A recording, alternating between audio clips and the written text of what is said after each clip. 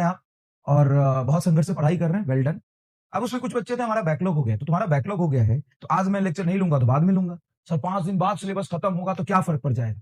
हाँ, वही तो मैं कह रहा हूँ, 5 दिन बाद, लॉजिकली सुनना, 5 दिन बाद सिलेबस खत्म हो जाएगा तो क्या फर्क पड़ जाएगा? कोई फर्क नहीं पड़ेगा बेटा।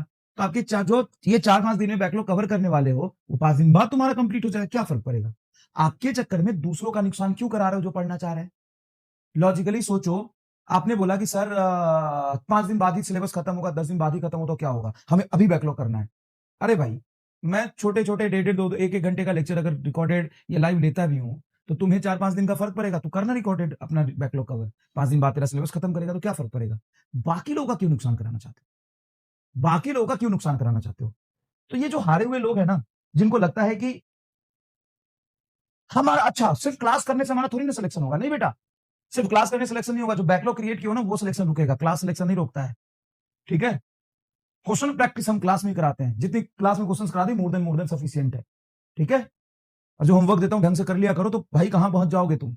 चलिए शुरू करते हैं। तो बहुत बहुत अप्रिशिएट योर डेडिकेशन, मेहनत इसी तरीके से पढ़ो। हाँ, तो सारे दिन क्लास लोगे क्या? नहीं लूंगा, सारे दिन क्लास नहीं लूंगा, बिल्कुल नहीं लूंगा। आज सुनो, मैं सभी लोगों को गाइड कर दूं, ध्यान से सुनो। तुम्हारा अगर बैकलॉग है ना, या तुम्हारा रिवीजन रह रहा है ना, क्वेश्चन प्रैक्टिस रह रहा है ना, तो किसी एक चीज पे फोकस मत करो बेटा। ईमानदारी से बताता हूं, तुम क्या करो, बड़े आराम से 4 बकेट बनाओ, बैकलॉग, रिवीजन, क्वेश्चन प्रैक्टिस और एक्स्ट्रा लेक्चर जो अभी आएंगे। 4 बकेट बनाओ। सबसे ज्यादा प्रायोरिटी के साथ तुम ये इस पर फोकस करो, बैकलॉग क्लियर करो। कम प्रायोरिटी तुम्हारा रिवीजन पे दो, रिवीजन ज्यादा है तो रिवीजन पे ज्यादा प्रायोरिटी दो, क्वेश्चन प्रैक्टिस पे प्रायोरिटी दो, जो संघर्ष असाइनमेंट नोट्स के क्वेश्चन रिवाइज करो, एक्स्ट्रा लेक्चर कभी आया तो कर लेना। ठीक है? पोल क्रिएट कर, पोल नहीं बनाए। अच्छा सुनो ध्यान से, मान लो कि तुमने 12 आवर या 13 आवर का अपना डेली शेड्यूल बनाया है पढ़ाई का, रिवीजन का, बैकलॉग क्लियर करने का। ठीक है? 12 से 13 घंटे का शेड्यूल बनाया। मान लो 1 घंटे का लेक्चर एक्स्ट्रा आ गया। भाई साहब, अगर एक्स्ट्रा 1 आवर का लेक्चर आ गया तो तुम्हारा 12-13 घंटा थोड़ी ना खराब होगा। सर इसको करने में 2 घंटा लगता है, ठीक है 2 घंटा लगता है, तो मान ले 13 घंटा का शेड्यूल है, एक्स्ट्रा लेक्चर 1 घंटे का आ गया, 13 घंटे में से 2 घंटा में माइनस कर दूं, 11 घंटा तुम एज इट इज काम कर तो पाओगे। ये कैसे तुम रोना रोते हो कमेंट में आके, बड़ा दुख होता है ऐसे लोगों की मेंटेलिटी को देख के, और बड़ा अफसोस होता है कि हम किसके लिए इतना मेहनत कर रहे हैं। कहते सर हमको पढ़ा दिया, मेरा तो डेली शेड्यूल रिवीजन का था, सारा खराब हो गया। मुझे एक बात बताइए, अगर एक्स्ट्रा 1 घंटे का लेक्चर आता है जिसको देखने में 2 घंटा लगता है, 2 घंटा लगता है, उससे तुम्हारा 12 घंटे का शेड्यूल कैसे खराब हो गया? आई वॉन्ट आंसर, कैसे खराब हो गया? चलो 73% लोगों ने देख लिया, जो नहीं देखा है बेटा एक बार देख लेना, जितने में 10-12 क्वेश्चन दिए थे सब करा दिया बेटा। ठीक है? तो अगर आप दिवाली की छुट्टी को बहुत अच्छे से यूटिलाइज करना चाहते हैं, दिवाली की छुट्टी को बहुत अच्छे से यूटिलाइज करना चाहते हैं, तो अच्छे से आप 4 बकेट बनाइए कि हमारा कुछ बैकलॉग है, उसमें आप अपने डेली का 25%, 30% टाइम उसमें डाल दीजिए, रिवीजन के बकेट में 25% टाइम दीजिए, क्वेश्चन प्रैक्टिस में 25-30% टाइम दीजिए, एक्स्ट्रा लेक्चर आता है तो 15-20% टाइम यहां चला जाएगा, नहीं आता है तो आप यहां पे 40-40% इस दोनों को दीजिए, 20% इसको दीजिए। अब मैं ईमानदारी से और एक्सपीरियंस आपको बता रहा हूं, ध्यान से सुनना। अगर आप ये सोचे ना, अगर बेटा आप ये सोचे ना कि यार मैंने सारा बैकलॉग अभी क्लियर कर लूंगा, तो ना तो बैकलॉग में इफिशियंसी इतना बन पाएगा, और टाइम तुम्हारा ज्यादा खराब हो पाएगा, और लास्ट में तुमको लगेगा तुमने कुछ नहीं किया। मेरी बात लॉजिकली समझना, आप अपना ज्यादा बैकलॉग है तो 50% टाइम यहां यूटिलाइज कर लो, 50% टाइम, बाकी 50% में ये सब करो।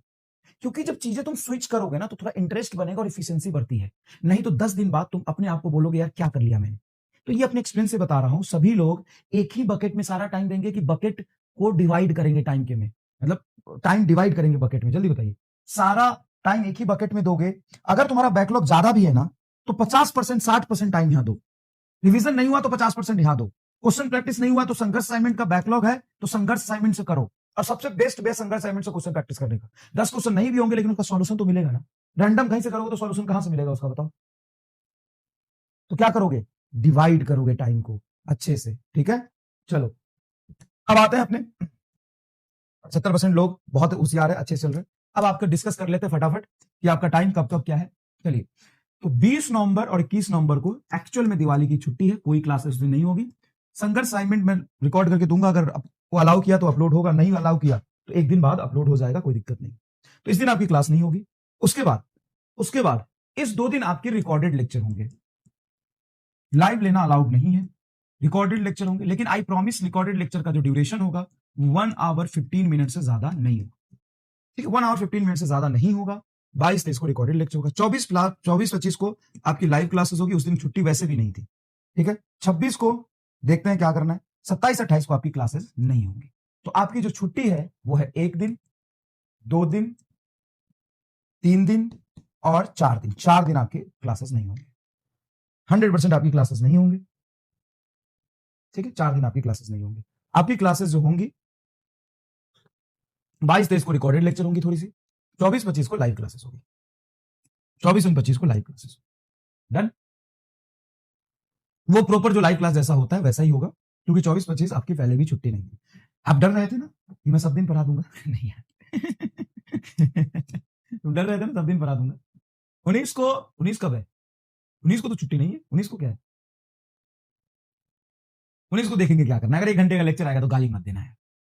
ये 13 घंटे में से 1 घंटा भाई उस दिन गाली मत देना। अगर आएगा भी तो 45 मिनट 50 मिनट 1 घंटे का लेक्चर आएगा। ठीक है, 4 दिन आपकी बिल्कुल छुट्टी रहेगी, 27-28 और 20-21, 4 दिन पूरी छुट्टी रहेगी। और मैं तुमको गारंटी के साथ कहता हूं कि 22-23 और आज का दिन तेरे लिए ज्यादा एफिशिएंट होगा इन दिनों से। जब तू अब कर लेना ना तब देखना, ये ज्यादा एफिशिएंटी वाला दिन होगा जिस दिन तुम्हारी क्लास होगी। चलो शुरू करें। अच्छा, संडे टेस्ट है, चलो देखेंगे। ठीक है, कल संडे, वो मैं भूल गया। तो जिस दिन मैंने नहीं बोला, जैसे इस दिन 1 आवर का रिकॉर्डेड लेक्चर होगा ज्यादा से ज्यादा। तो कितनी क्लासेस हुई? 2 और 1 3, 3 ही दिन तो हुआ है। 5-7 दिन में से 3 दिन क्लास ले रहा हूं, बाकी दिन तो छुट्टी है तेरा। बता कितने दिन छुट्टी मिली थी तुमको? बता। 1 दिन, 2 दिन, 1 दिन, 2 दिन, 3 दिन, 4 दिन, 5 6 7 दिन। 7 दिन में से 4 दिन तो छुट्टी दे ही रहा हूं मैं। और भाई पढ़ा रहा हूं तो तेरे लिए पढ़ा रहा हूं। हर चीज को मैं कितना कितना ज्यादा क्वेश्चन करा करा के पढ़ा रहा हूं, तू खुद देख। कितना ज्यादा क्वेश्चन करा के पढ़ा रहा हूं, धीरे धीरे चीजें पढ़ा रहा हूं। ऐसा तो नहीं है कि मैं चीजें भगा रहा हूं। कंटेंट ज्यादा दे रहा हूं तो कंटेंट में ज्यादा क्वेश्चन है, बहुत ज्यादा थ्योरी नहीं है। सब कुछ मैं एक दिन में नहीं खत्म कर रहा। ठीक है भाई, हो गया ना? क्लैरिटी मिल गई। और क्लैरिटी थोड़ी जरूरी भी रहती है। क्लैरिटी क्यों जरूरी रहती है? क्योंकि भाई साहब पिछले साल तो मैंने दिवाली को पढ़ाया था मैंने दिवाली के दिन। दिवाली के दिन भी मैंने पढ़ाया था, दिवाली के कल होके भी पढ़ाया था, उसके आगे 1-2 दिन आगे पीछे भी पढ़ाया था। लेकिन वो बैच था, पढ़ने वाले बच्चे थे तो पढ़ाया था। आप में से भी बहुत सारे बच्चे पढ़ने वाले हैं, लेकिन आप में ज्यादातर बच्चे नहीं पढ़ने वाले हैं। तो नहीं पढ़ा पाऊंगा, क्या करूंगा मैं? मजबूर हूं। नहीं तो मेरी बस चले तो मैं तो 30 मिनट तो पढ़ाऊं ही कम से कम। क्यों नहीं पढ़ाऊंगा?